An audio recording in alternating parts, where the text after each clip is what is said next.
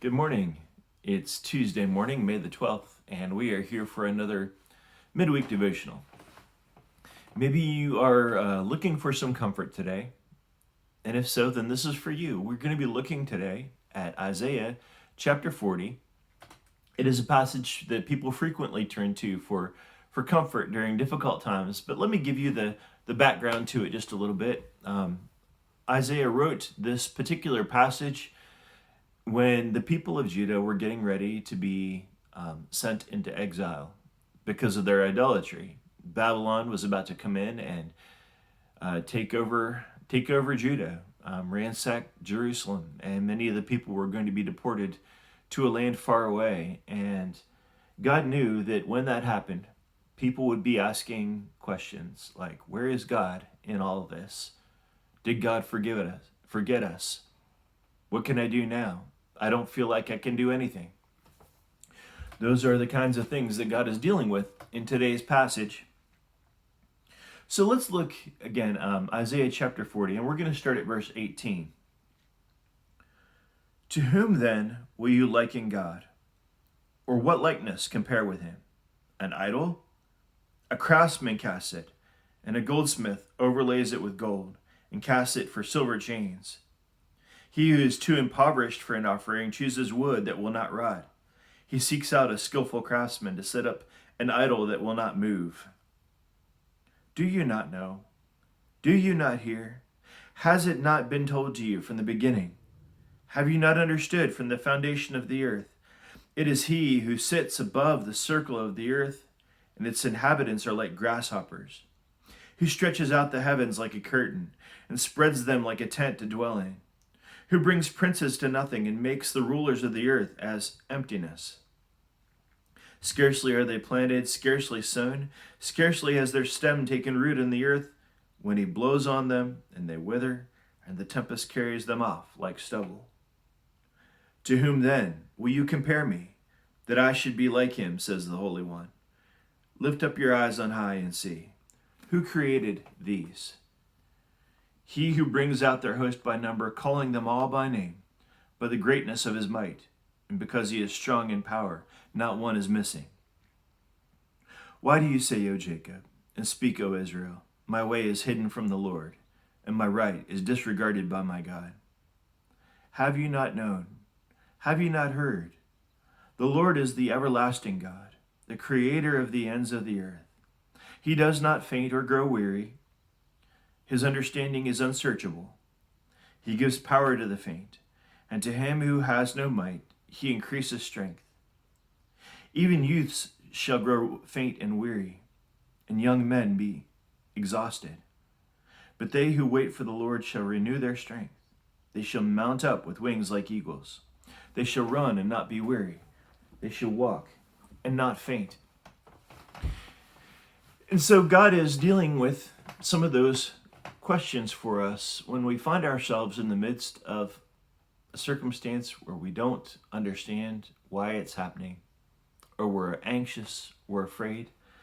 In the first little section that we read from verses 18 through 20, God is confronting us with the whole issue of idols. The people of Judah worshipped literal idols that people made. They would craft them out of gold or silver, or even make them out of wood if they didn't have enough money for gold or silver. But notice at the end he says they don't move.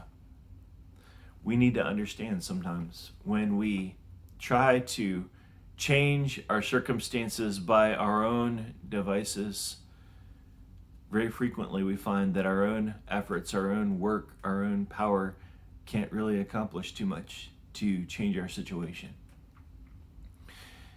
We are very good at making idols. Even if they don't look like wooden or golden idols, we make idols in our hearts, things that we trust over God, don't we?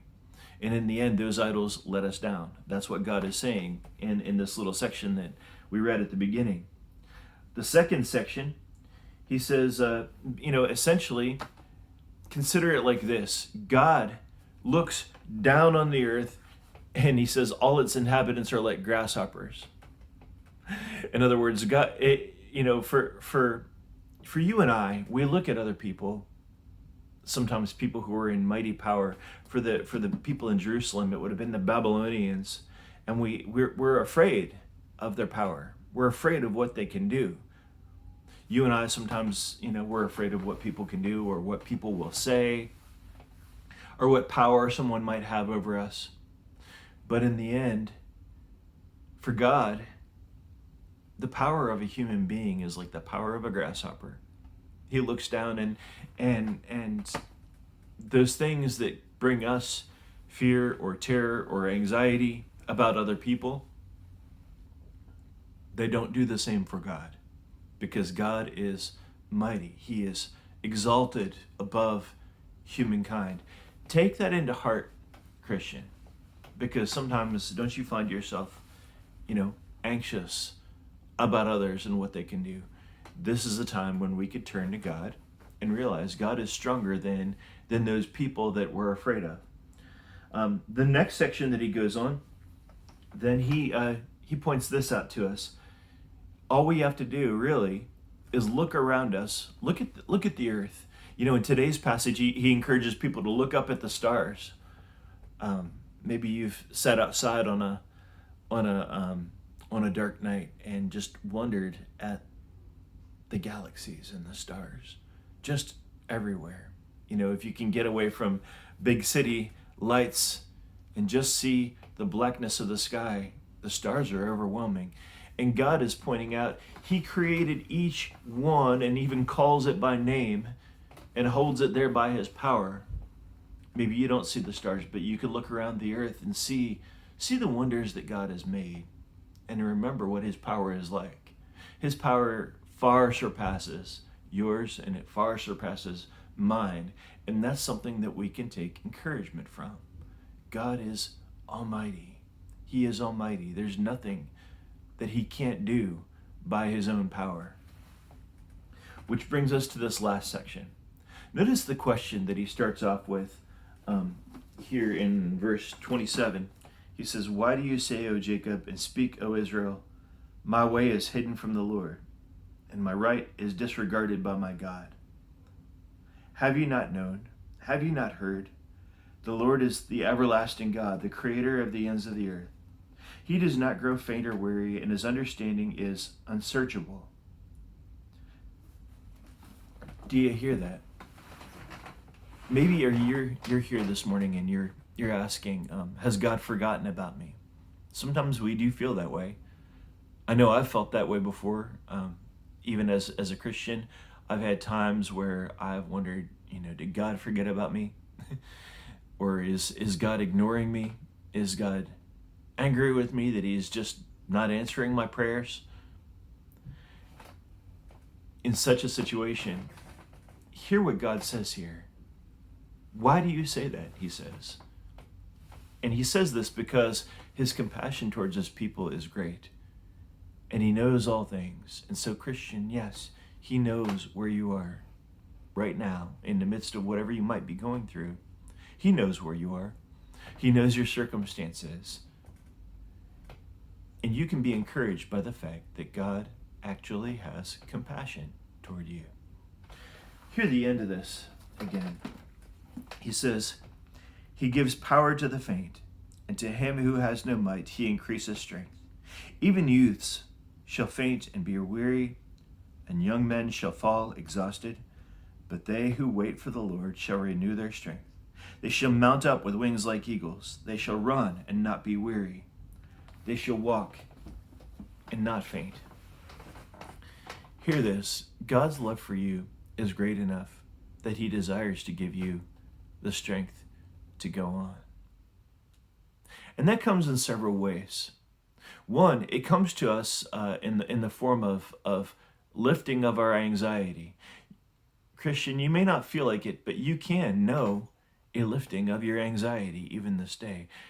And often that begins when we think about the things that we've talked about at the beginning of today's passage. If we are willing to put away our own efforts to control our destiny, if we are willing to, instead of looking to other people and being afraid of what they can do or what they could say, instead of being afraid of our circumstances, looking to God and realizing we are the beloved children of God, and He is an almighty God. The situation is out of my control, but it's not out of His control. It's heavier than I can lift, but it's not heavier than He can lift. And so you can trust Him. You can trust Him. You can believe that He is stronger than your circumstances and able to help you. Not only that, but He says here that He'll offer you strength. He'll offer you strength. You may not have strength to figure out your way out of whatever circumstances you're in, but you can have the strength to do the right thing next. And that's the important thing. Just do the next right thing. You look to God and you ask, Lord, what should I do here? And you do what's right. You can't always control the outcome of your circumstances, but you can look to God and know that He will give you the strength to be the person that you ought to be in the circumstances that you're in. And then you can let those circumstances up to Him and realize that He will work them together for your good. Remember that from Romans chapter 8, he says that God works all things together for good for those who love Him, who are called according to His purpose. You can believe that God will work it out for your good. So you can trust that. He's going to, in this passage, it says He'll lift you up with wings like eagles. You'll run and not be weary, walk and not be faint. God gives us strength when we begin to trust in Him, when we begin to put aside our fretting and our anxiety and rest in His hands. You'll find that He lifts you up. So humble yourself before Him. Put away any false idols and turn your eyes to Him, trusting that He will help you. Christian, I hope that this is a benefit for you, and I hope that today God will bless you and give you peace and lift your anxiety from you and lift you up. Lord bless you all. Bye-bye.